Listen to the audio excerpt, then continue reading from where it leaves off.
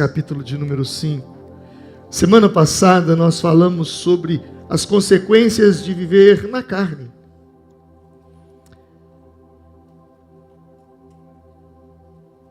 Eu me lembro que eu tinha na minha mão um copo. Você se lembra disso? Você estava aqui domingo. E metade do copo estava cheio de água e a outra metade não. Então eu falava sobre a vida cheia do Espírito Santo e a parte que estava sem água representava uma vida na carne.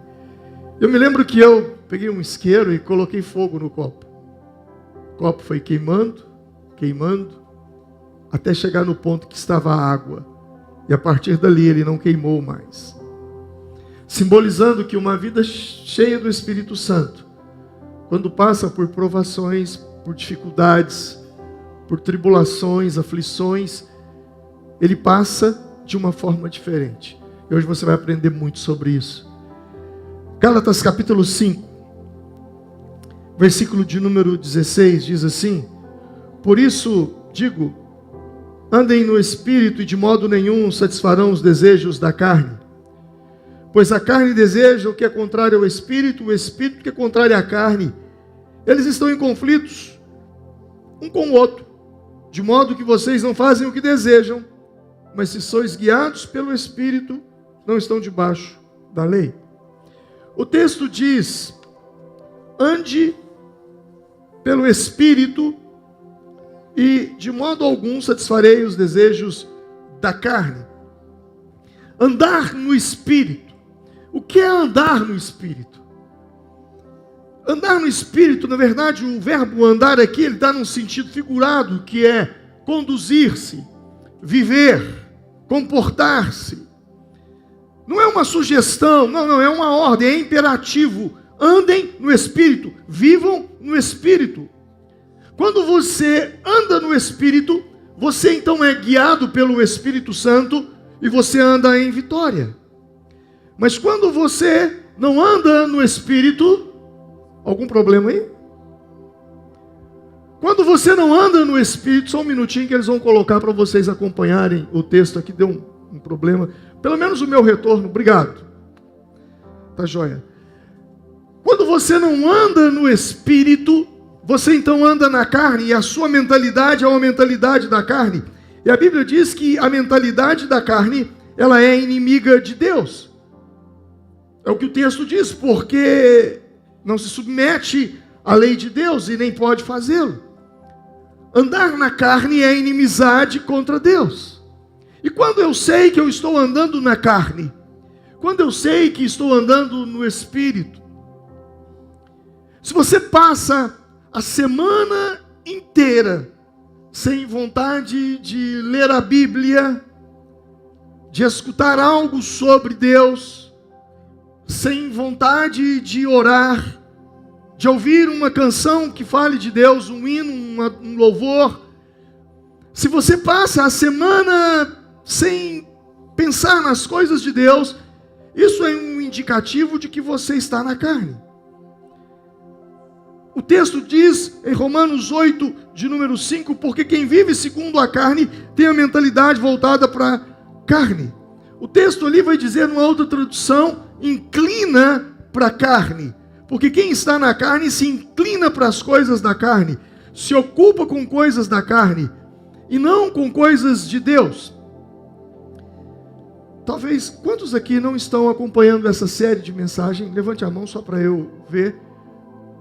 Vocês já estão acompanhando? Então, tá, eu ia voltar em alguns pontos atrás, que eu ministrei, passado, mas então eu vou dar sequência daqui mesmo. O texto está dizendo que aquele que vive na carne inclina. Essa frase, essa palavra, eu me lembro, é uma palavra antiga. Fulano está inclinado com isso. Quem se lembra dessa palavra? Fulano está inclinado. Aquele que vive na carne, ele vive inclinado para as coisas da carne. Então ele não pensa sobre Deus, ele não ora, ele não quer saber sobre Deus, ele quer saber só sobre as coisas deste mundo. Mas o mesmo também é verdade para aqueles que andam no Espírito, porque se alguém anda no Espírito, ele pensa nas coisas de Deus, ele tem vontade em fazer, ele tem a vontade de viver para Deus, e quando ele erra, ele se preocupa e procura consertar. Essa é uma boa palavra, procura consertar. Hoje nós vimos um testemunho aqui, agora há pouco, do Ener. Eu achei muito interessante a colocação que foi: eu preciso consertar a minha vida. Você sabe que uma pessoa se converteu, não é quando ela muda de religião. Uma pessoa se converte e ela está a passos largos de conversão, não é quando ela deixa de frequentar a igreja A e passa a frequentar a igreja B, ou quando ele muda algumas coisas na vida dele, apenas algum palavreado. Antes ele não falava glória a Deus, agora ele fala mais de Deus. Você percebe que uma pessoa está se convertendo quando ela diz para si mesma: eu preciso consertar algumas coisas na minha vida. Esse é o maior sintoma de que alguém está se convertendo. É quando essa pessoa tem a consciência de que ela precisa consertar algumas coisas na vida dela. A pessoa que está inclinada para as coisas do Espírito, ela pensa nas coisas de Deus. Andar em Espírito é andar com a mente, com a cabeça ligada em Deus. Você está fazendo as coisas aqui na terra, você está trabalhando, mas você está pensando em Deus. Você está atendendo, você está criando, você está vendendo, você está dirigindo, mas a sua cabeça está conectada em Deus, em como Deus pode me usar nesse atendimento, em como Deus pode me usar nessa costura que eu estou fazendo, em como Deus pode me usar para abençoar essa pessoa a qual eu tenho que entregar um trabalho para ela. Uma pessoa que anda pelo Espírito, ela pensa nas coisas de Deus. E por que eu deveria andar em Espírito? Porque o homem que anda em Espírito, ele apanha menos da vida. Eu não estou dizendo que ele não apanha da vida, ele apanha menos da vida. Não que ele deixe de apanhar da vida, mas ele tem mais resiliência para suportar as provações da vida. E o que fará a diferença na sua vida não é o quanto você bate, não é o quanto você bate, porque na vida a gente mais apanha do que bate. Todo dia, ou quase todo dia, a vida nos dá um soco na cara. E o que fará a diferença é o quanto você aguenta apanhar. Não importa o quanto você bate, mas sim o quanto você aguenta apanhar da vida e continuar sem desistir. E isso você consegue quando você anda no Espírito.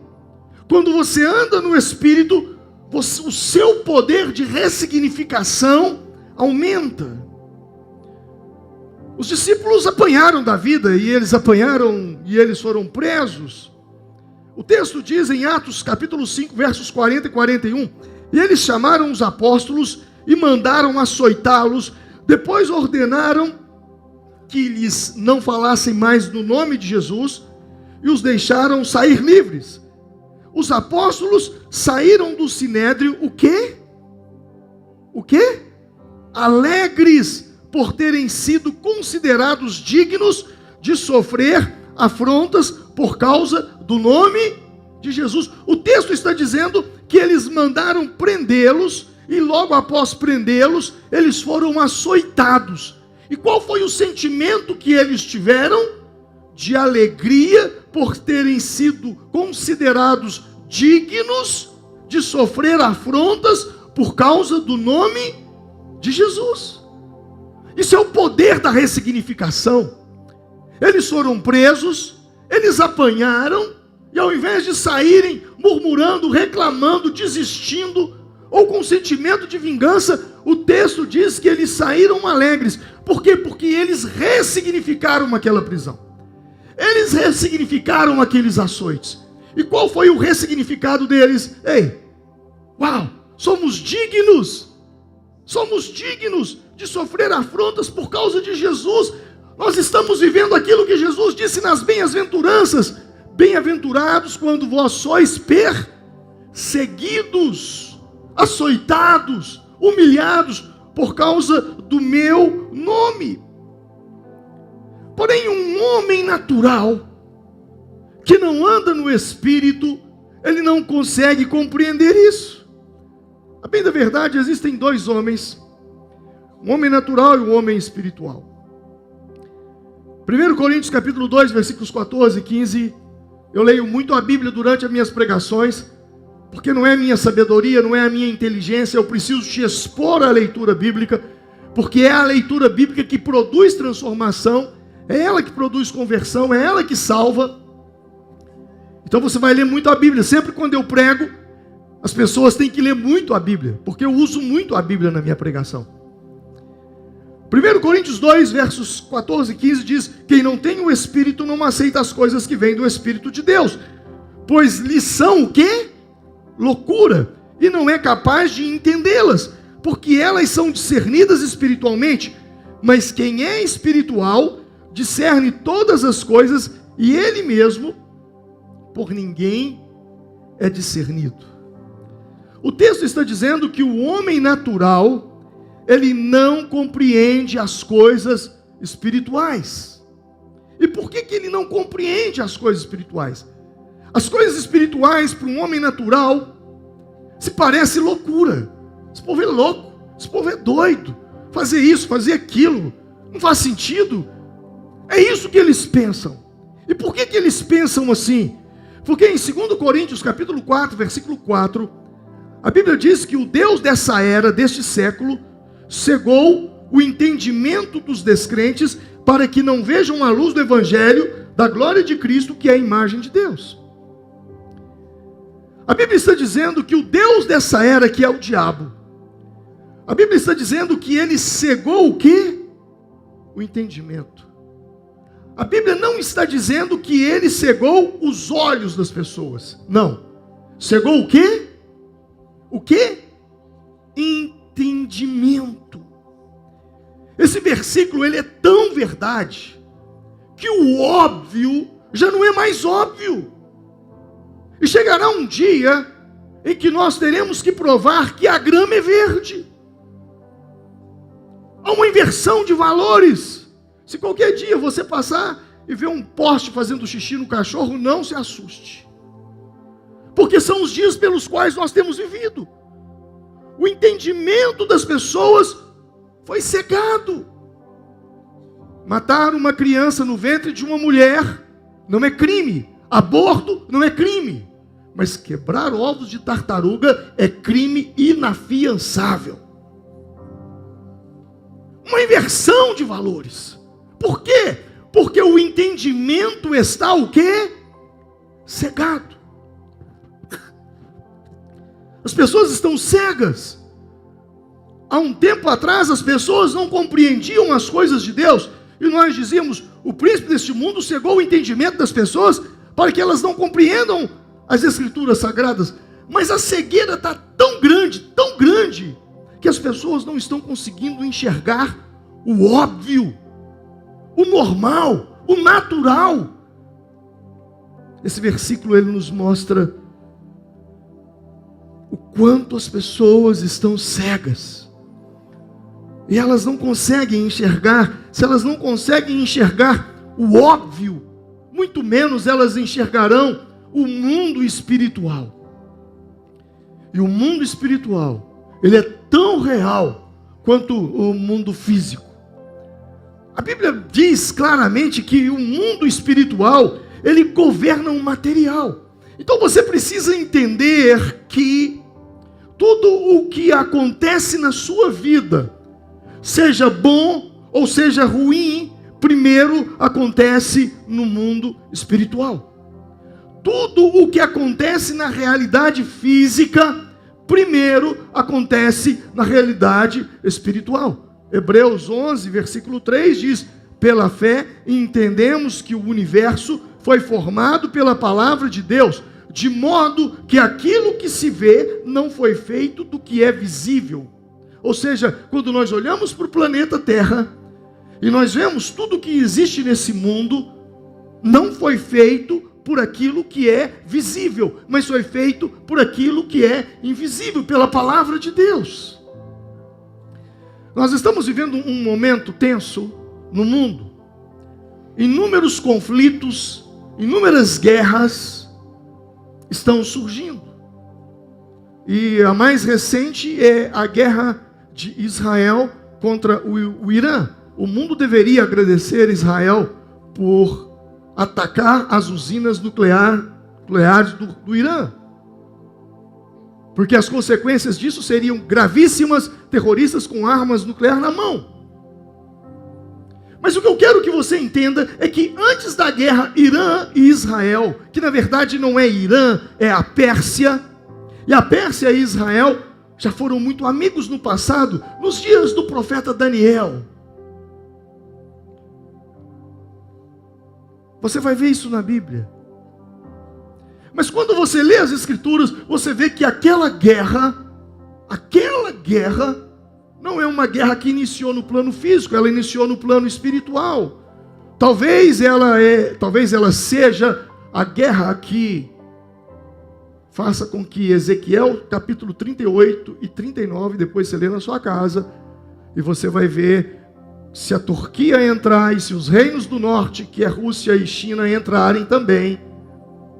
Você vai ver em Zacarias que Jerusalém será colocada debaixo de uma fogueira. Tudo indica que, não sei se nessa ou numa outra guerra, haverá algo nuclear, algo atômico. Porque tudo que é vida queimará, mas depois Jerusalém voltará a ser habitada novamente. Tudo o que nós vemos acontecendo no mundo, já aconteceu no mundo espiritual. Agora há pouco eu estava vindo para cá e eu ouvi falar que aconteceu agora à tarde um terremoto em Lima, no Peru. Um terremoto de 6. Inúmeros acontecimentos estão acontecendo na face da terra. E todos eles já foram profetizados no mundo espiritual. Eles já aconteceram. Só estão se materializando e tornando real agora. Por isso eu e você precisamos estar atentos ao mundo espiritual, porque o mundo espiritual ele controla o mundo físico. Veja a história desse homem. Esse homem se chamava Jó, capítulo 1. Ele teve 7 filhos e 3 filhas. Quantos filhos ele tinha? Total? 10. Ele possuía 7.000 ovelhas, 3.000 camelos, 500 juntas de bois, 500 jumentas. Ele tinha muitos servos. Ele era o homem mais rico do Oriente. Seu nome era Jó.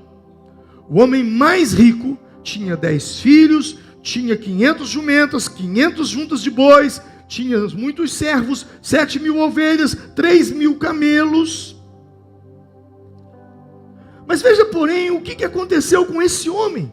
Que azar, um homem natural diria, que ele deu num só dia.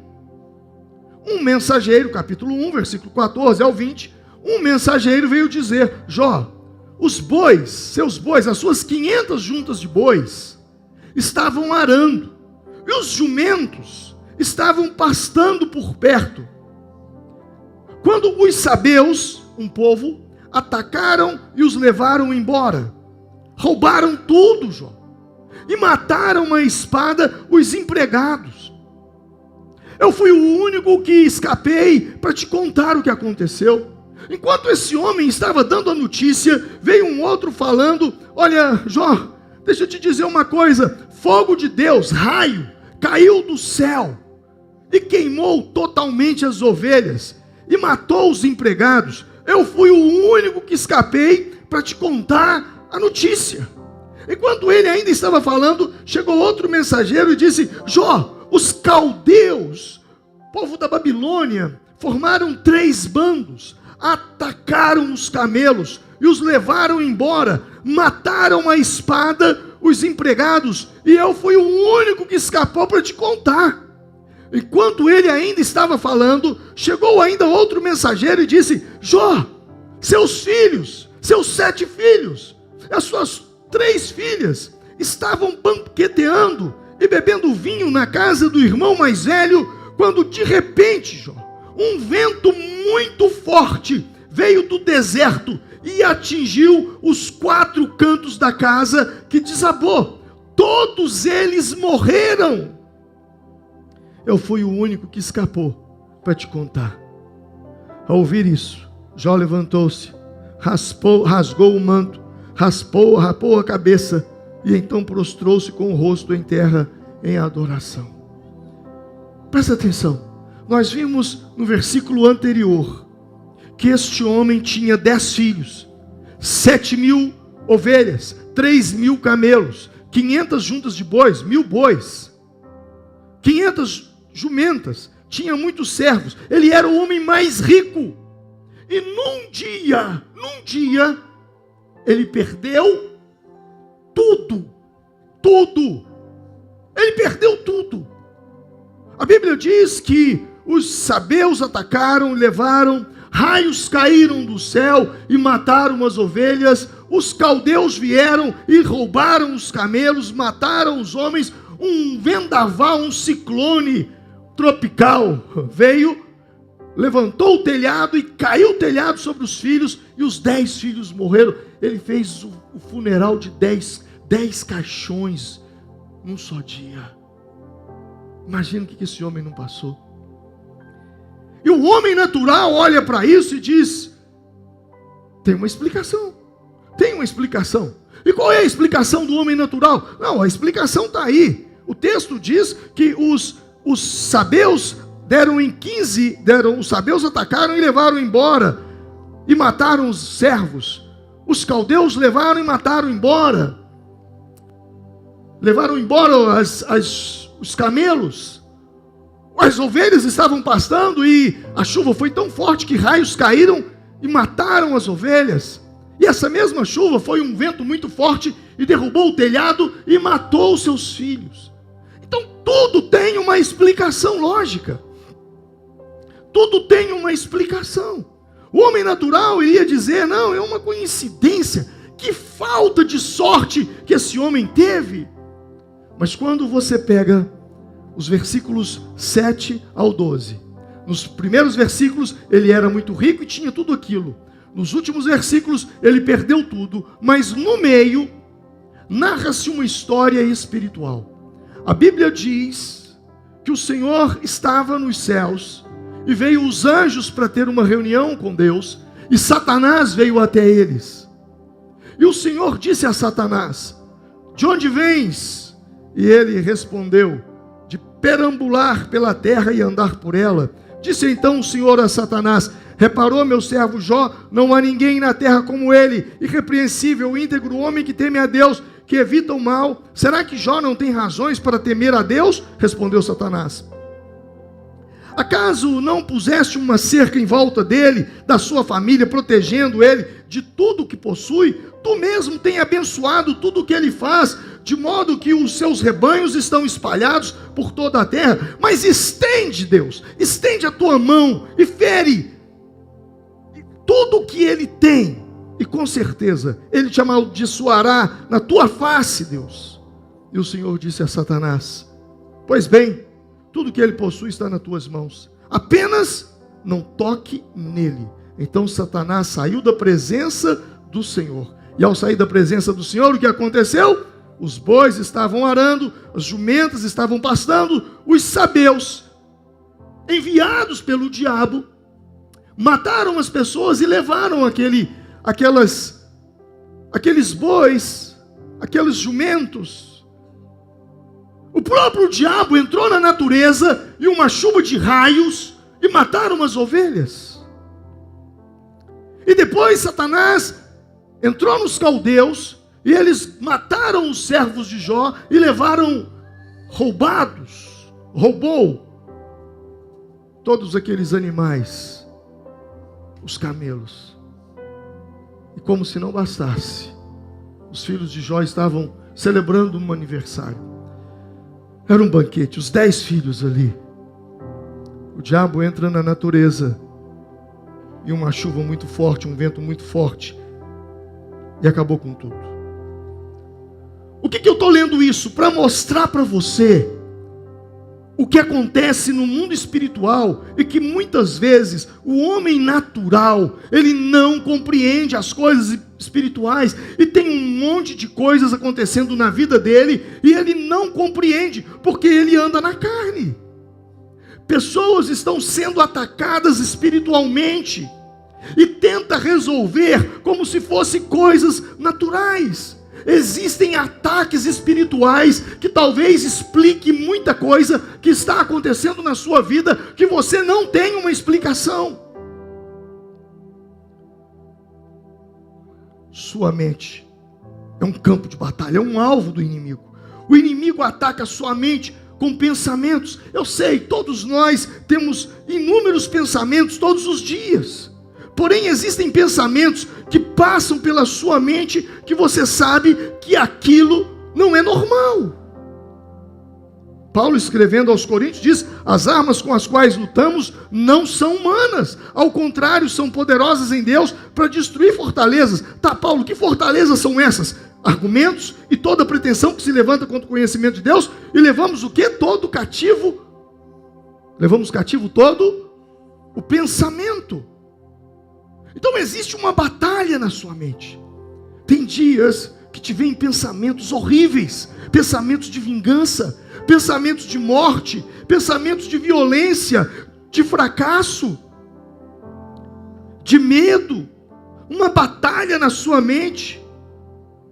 Não são pensamentos seus, mas são setas, são dardos inflamados do diabo na sua mente, como Paulo registra ao escrever sobre os Efésios capítulo 6. Relacionamentos. Nenhum casamento é perfeito. Nenhuma família é perfeita. Todos nós sabemos disso. Mas existem dias que qualquer coisa que você fala em casa vira motivo de briga. Qualquer coisa. Sua esposa se levanta contra você? Seu marido se levanta contra você? Seus filhos se levantam contra você? O salmista no Salmo 56, no versículo 5 diz: todo o tempo distorcem as minhas palavras, estão sempre tramando prejudicar-me. Eu não estou falando de casamento perfeito, de família perfeita. Eu sei que existem, às vezes, desacordos. Mas existem dias que você percebe que aquilo não é natural. Você entra em casa, o clima está pesado. A esposa olha no rosto do marido e sente uma antipatia, uma coisa que não é dela, porque ela ama ele. Mas naquele dia, se ela pudesse, ela matava. Se ele pudesse, ele matava. E você tenta achar uma explicação para aquilo. E você não vai achar, porque é uma guerra espiritual. Ou às vezes entra nas finanças. Você ganha aqui, perde lá. Você nunca consegue melhorar de vida. Todas as vezes que você fala, agora eu vou conseguir um extra na minha renda, eu vou melhorar a minha vida financeira, surge uma desgraça e você perde tudo que você estava ganhando. E ainda fica endividado, porque era um gasto que você não esperava. Eu não estou dizendo que não existe isso. Sim, existe situações que vêm contra nós. Sim, de fato, existe. Mas existe algumas coisas que são espirituais. E por que não falar também da saúde? Todos nós podemos adoecer. Nós estamos vivendo dias de muito frio. E você pode se resfriar, você pode gripar, sua garganta pode infeccionar. Existem doenças, sim, vivemos num mundo caótico. Mas existem doenças cujos sintomas a medicina não descobre a causa. Existe o sintoma, mas não sabe o que é. Faz uma bateria de exames e não aparece nada. Paulo está dizendo que o homem natural, ele não compreende essas coisas. Paulo está dizendo que a pessoa que vive na carne, ela não consegue discernir isso. Porque são coisas que se conseguem discernir espiritualmente. E aí o homem que é natural que não compreende do mundo espiritual, começa a culpar quem? Deus. Deus. Por que Deus permitiu que isso acontecesse comigo?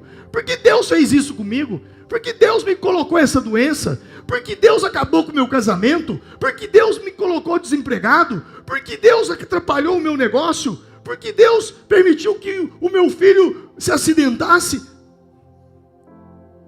O homem que não tem entendimento das coisas espirituais, então ele começa a culpar a Deus. Paulo disse, o homem natural, ele não compreende as coisas espirituais. Porque na verdade ele vive na carne e não consegue discernir. A Bíblia nos chama a viver no Espírito.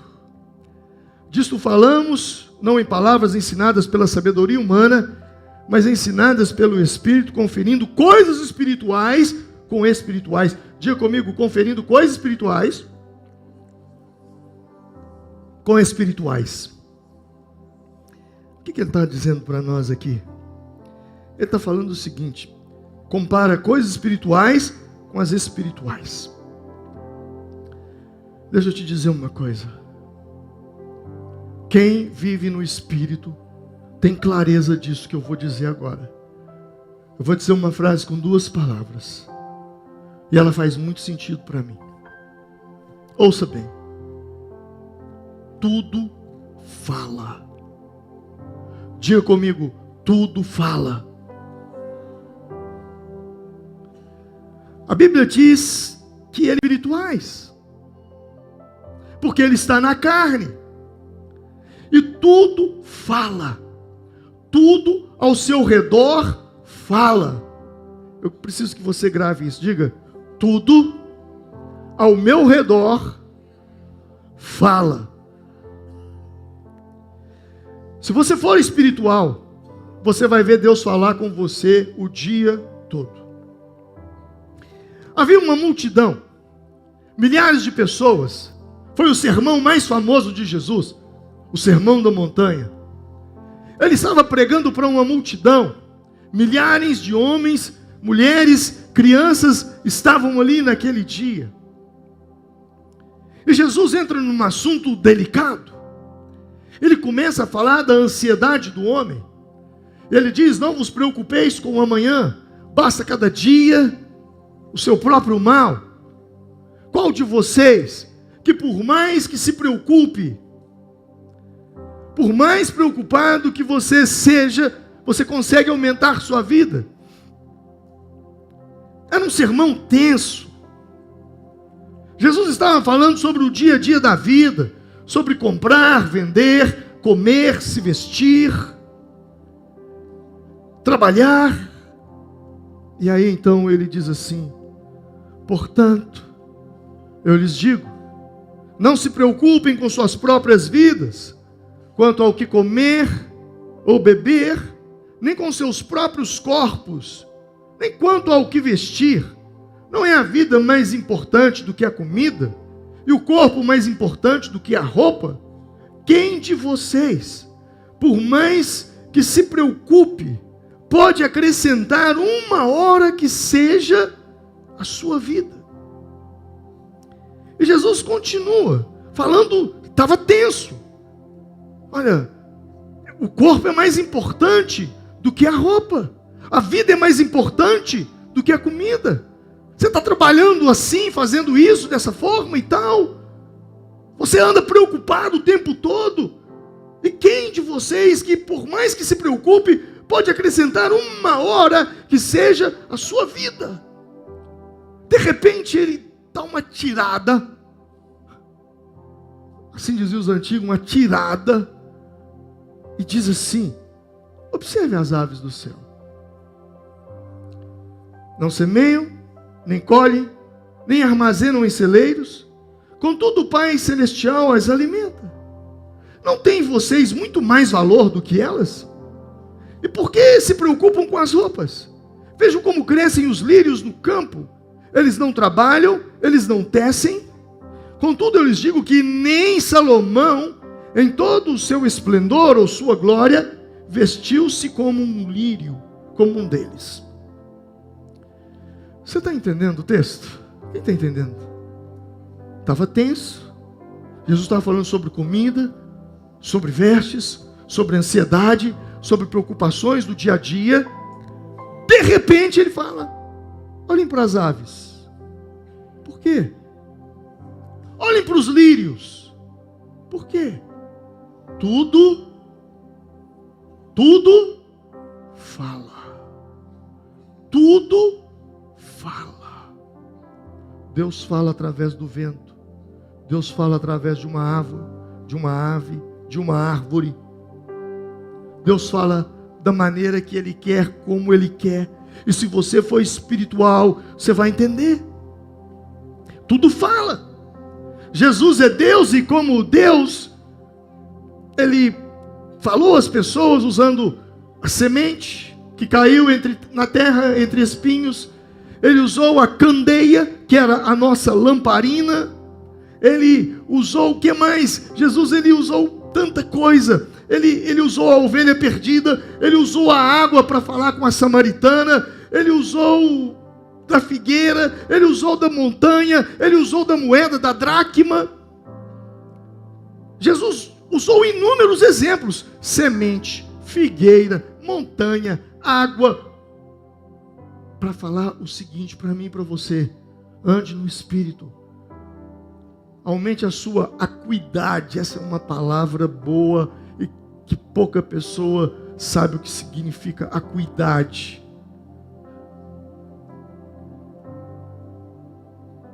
Sensibilidade. Porque tudo fala. Diga comigo: tudo fala. E hoje não é diferente. Ele usa coisas, Ele usa pessoas no dia a dia para falar conosco. Só que quem anda na carne não percebe. Somente quem anda no Espírito. Outro dia eu saí daqui atrasado para Belo Horizonte. Eu tinha um voo. Meu voo era de manhã. E meu tempo já estava ajustado. Eu ia pregar num outro estado. E quando eu passei Betânia, aqui perto, o carro acendeu uma luz no painel, dizendo que havia um aquecimento no motor. Era 5:30 da manhã.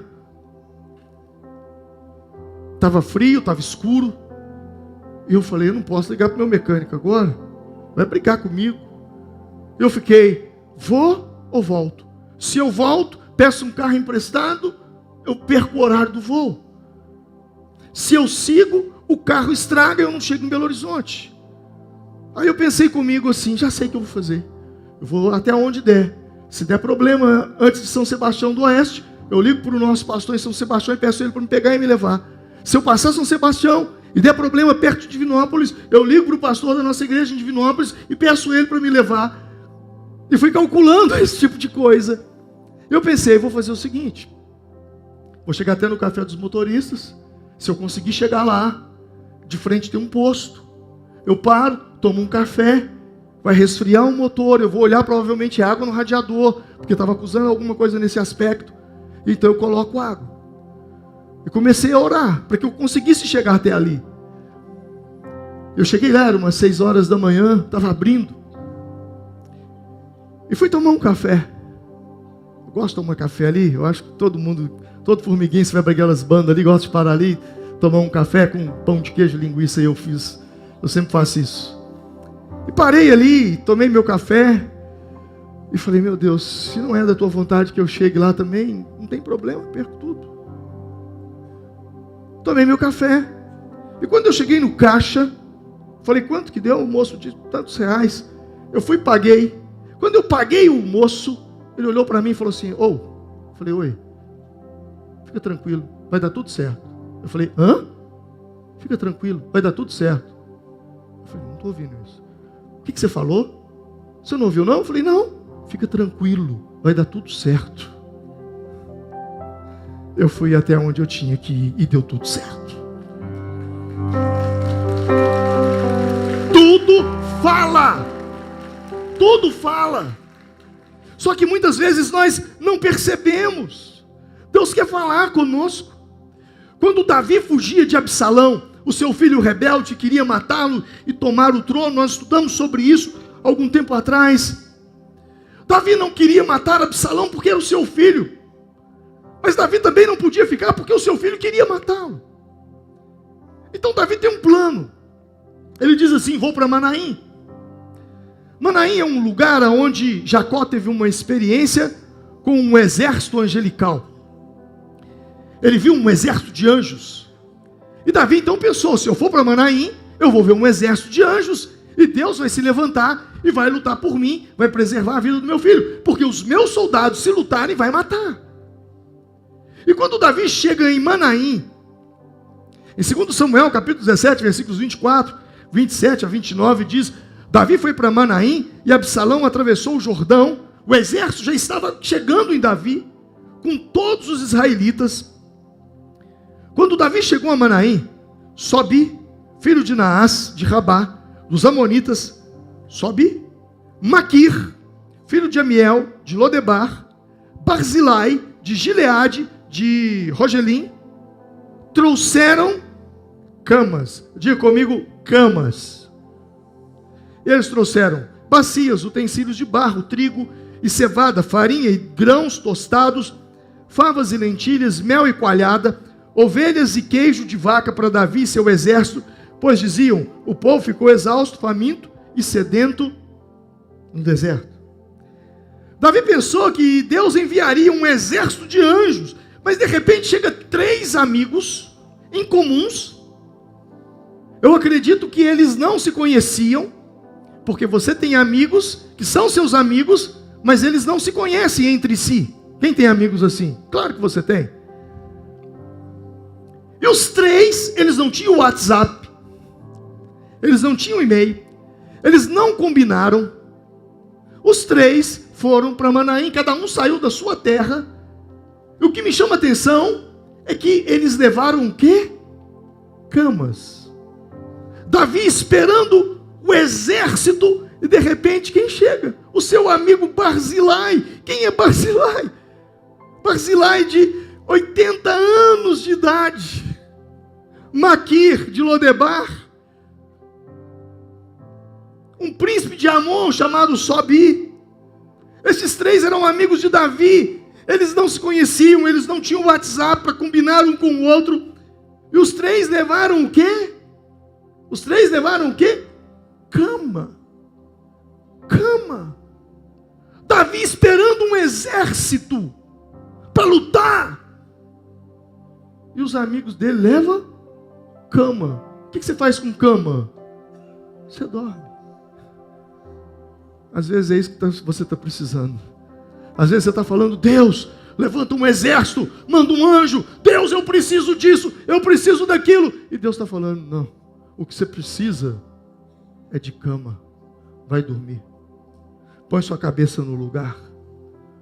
Não me esqueço o dia que uma irmã chegou aqui na igreja desesperada e começou a falar na minha cabeça. E ela falava. Eu já estava ficando doido. E eu não passa de hoje, eu vou divorciar da minha mulher, do meu marido, eu não aguento ele mais, e não sei o quê. Eu me lembro que o meu escritório naquela época era ali no berçário. E ela falou 1 hora na minha cabeça. E eu calado. Depois com raiva de mim, e agora a raiva que era do marido, agora era de mim. Só não vai falar nada, não? Eu falei: posso? Ela falou: pode. Eu falei: vai dormir, irmã.